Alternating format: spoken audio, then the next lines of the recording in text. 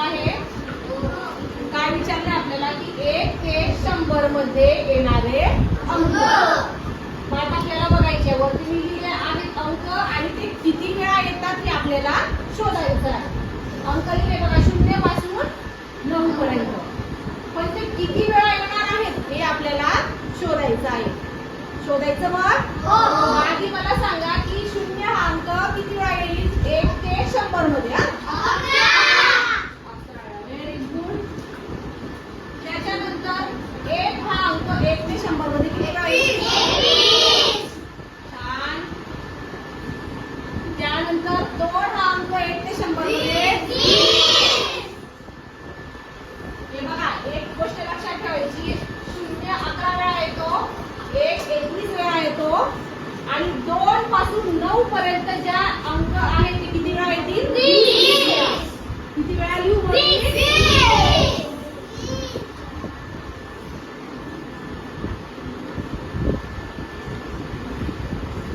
लक्षात आलं? 0 हा अंक किती वेळा येतो?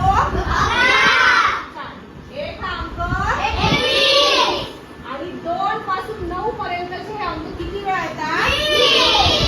असे प्रश्न तुम्हाला स्कॉलरशिपची परीक्षा नाहीतर नवोदयची परीक्षा तुम्ही आता बसलेले ना परीक्षेला त्याच्यात विचारले जातात. तुम्हाला गोंधळात टाकणारे प्रश्न विचारतात. तसाच हा प्रश्न विचारलेला आहे. तुम्हाला गोंधळात टाकणारा प्रश्न आहे. चला बघा तुमचा प्रश्न काय म्हणा? 7 हा अंक 2 अंकी संख्येमध्ये किती वेळा येईल? काय प्रश्न विचारला आहे? 1 मिनिट ऐकून घ्या. प्रश्न नीट ऐकायचा आहे आणि नीट वाचायचा पण आहे परीक्षेमध्ये. जर नीट वाचणार नाही तर उत्तर आपलं चुकणार आहे. प्रश्न काय आहे? 7 हा अंक 2 अंकी संख्येमध्ये किती वेळा येतो?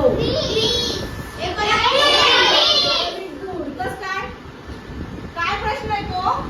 2 अंकी संख्या 1 ते 9 ही 1 अंकी संख्या आहे. हा 7 धरायचा आहे का? मग याच्यातला 1 कमी केला आपण. असं 1 पासून 1 ते 100 मध्ये किती वेळा येतात 7 अंक? 20. पण आपल्याला काय विचारलंय? 2 अंकी संख्येमध्ये. म्हणून 20 मधून 1 कमी केला किती झाले? मग 7 अंक किती वेळा येईल? प्रश्नाचा पर्याय क्रमांक काय आला? 4. उत्तर काय आलं? बघा समजलं ना कसा गोंधळात टाकणारा प्रश्न होता. पण जर विचारलं की 1 ते 100 मध्ये 7 हा अंक किती वेळा येतो तर काय उत्तर लिहिणार? नाही. 1 ते 100 बरोबर. आणि 2 अंकी संख्येमध्ये विचारलं तर काय उत्तर येईल आपलं? समजला चार्ट तुम्हाला? आता सर्वांनी आपल्या वहीत लिहून घ्यायचं आहे. चालेल?